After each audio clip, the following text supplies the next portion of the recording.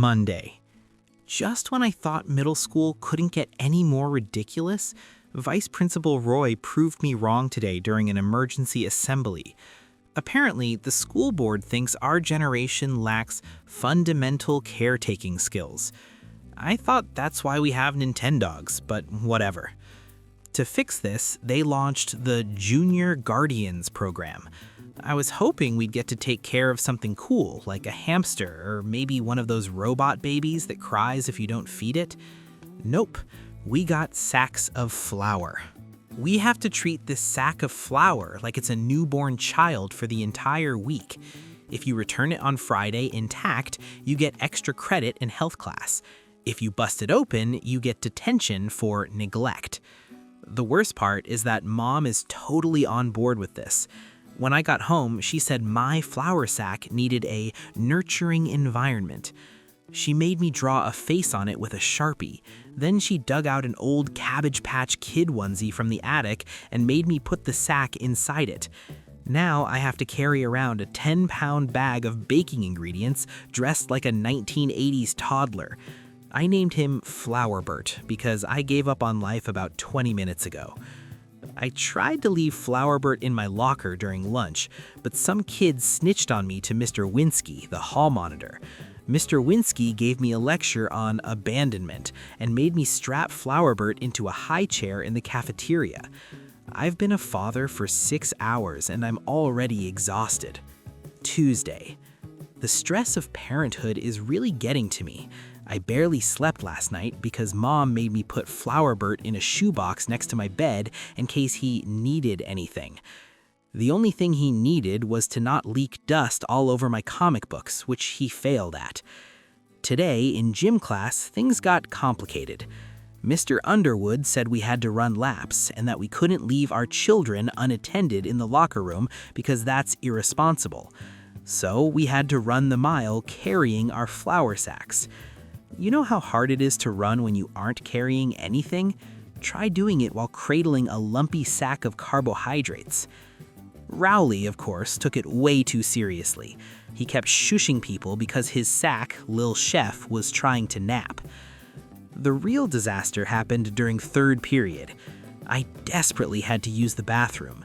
I didn't want to take Flourbert into the stall with me because, well, that's just unsanitary. I asked Rowley to babysit outside the door for 2 minutes. While I was in there, some 8th graders walked by and made fun of Rowley for holding 2 flour babies. Rowley got flustered and tried to hide them behind his back, but he lost his grip on Flourbert.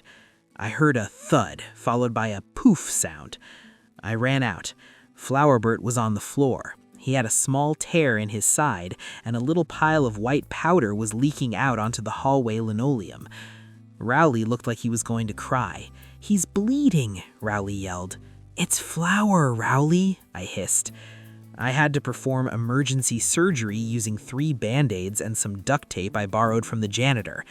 Now Flourbert looks like he got into a knife fight. Wednesday. I thought the hardest part of this project would be keeping the sack safe at school. I forgot that I live in a house with Rodrick. Rodrick thinks the whole junior guardian thing is hilarious.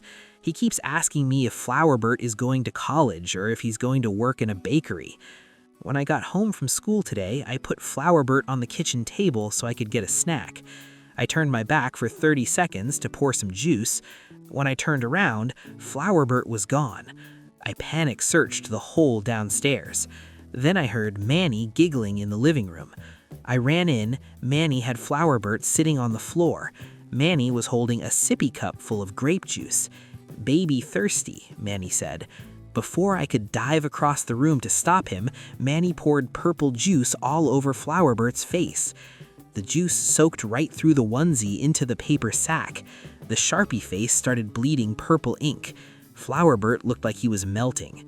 Mom tried to help me clean him up with a hairdryer, but the flour just turned into a weird purple paste inside the bag. Now Flourbert is soggy, heavy, and smells like warm grape juice. I don't think he's going to make it to Friday. Thursday. This is the end, the final straw. I brought soggy Flourbert to school today, tucked deep inside my backpack so nobody would see the purple shame. We had a surprise assembly first period. It was a motivational speaker talking about overcoming obstacles. I sat near the top of the bleachers in the gym, trying to stay invisible. I put my backpack under my feet. About halfway through the speech, the guy started getting really animated, jumping around the stage. Everyone was clapping. The gym floor was vibrating. I guess the vibrations were too much for Flourbert in his weakened state. Suddenly, there was a loud rip sound under my seat. The bottom of my backpack gave way. The wet flour sack burst open completely. It wasn't just a little leak this time, it was an explosion of purple goo and white dust. It cascaded down through the bleachers, landing directly on the girls' field hockey team sitting 2 rows below me. The motivational speaker stopped talking. The whole gym went silent except for the sound of purple sludge dripping onto the floor. Vice Principal Roy looked up at me. He didn't look motivated. I got detention for 2 weeks for disrupting an assembly and creating a hazardous environment. On the bright side, I don't have to carry that stupid sack around anymore. On the downside, Mom says I have to pay for a new backpack out of my allowance. I think I'm retiring from parenthood. It's too messy.